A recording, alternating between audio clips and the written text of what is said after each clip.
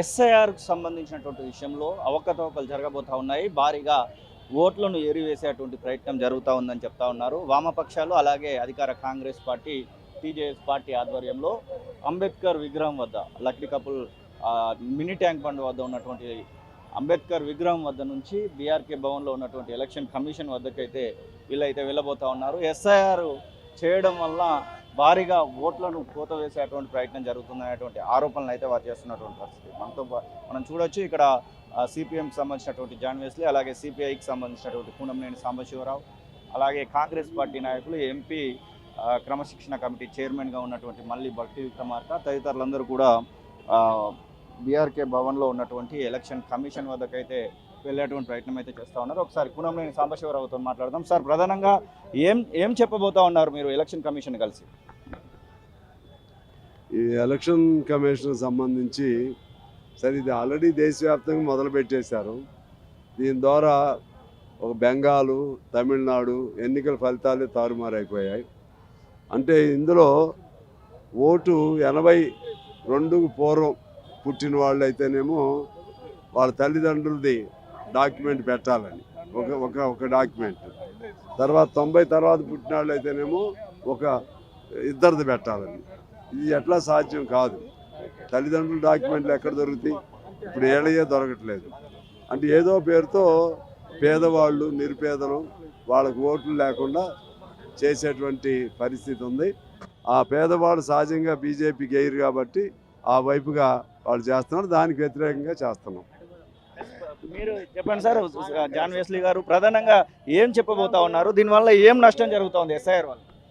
అంటే మొత్తం దేశవ్యాప్తంగా ప్రభుత్వాలని తన వ్యతిరేకమైనటువంటి ప్రభుత్వాలు మార్చడానికి, ఈ ఓట్లను తన వ్యతిరేకమైనటువంటి ఓట్లు తొలగించడానికి బెంగాల్లో, బీహార్లో, తమిళనాడులో జరిగింది. ఇప్పుడు తెలంగాణను టార్గెట్ చేస్తున్నారు. తెలంగాణలో బీజేపీ వ్యతిరేకమైనటువంటి ఓట్లంతా తొలగించాలనే ప్రయత్నం చేస్తున్నారు. దాన్ని వ్యతిరేకిస్తూ మేము ఈ నిరసన కార్యక్రమాన్ని చేస్తున్నాం.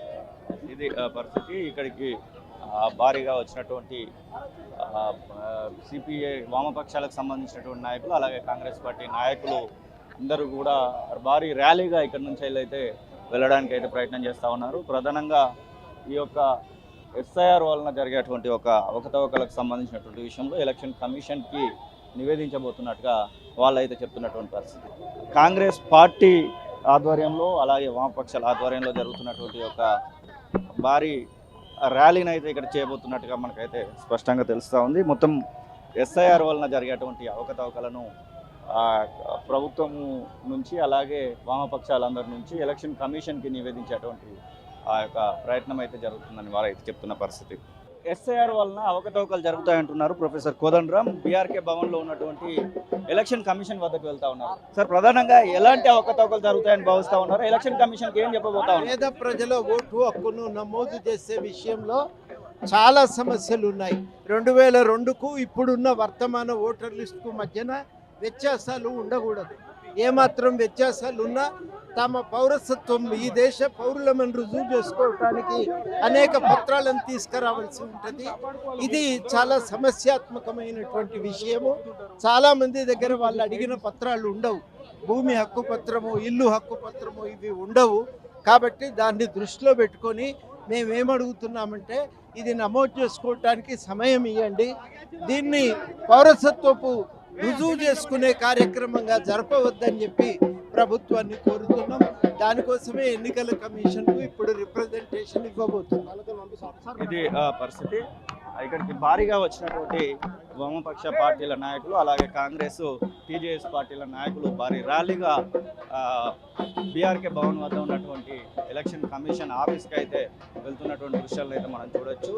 అందరూ కూడా వాళ్ళు ఏదైతే ఎలక్షన్ సంబంధించినటువంటి విషయంలో ఇబ్బందులు తలెత్తేటువంటి అవకాశం ఉంటుంది, ఓటు హక్కును తీసేసేటువంటి కొన్ని కుట్రలు జరుగుతూ ఉన్నాయన్న మాటను అయితే ఇక్కడ వచ్చినటువంటి నాయకులు చెప్తున్నటువంటి సందర్భాన్ని అయితే మనం చూస్తూ ఉన్నాం. భారీగా ఒక ర్యాలీగా వాళ్ళు వెళ్తున్నటువంటి సిపిఐ నుంచి కూనంనేని జాన్ వెస్లీ, అలాగే కాంగ్రెస్ పార్టీ నుంచి మల్లు రవి, అలాగే టీజేఎస్ పార్టీ అధ్యక్షుడు కోదండరాం తదితరులందరూ కూడా ఈ యొక్క ర్యాలీలో పాల్గొంటున్నటువంటి దృశ్యాన్ని మనం చూస్తూ ఉన్నాం.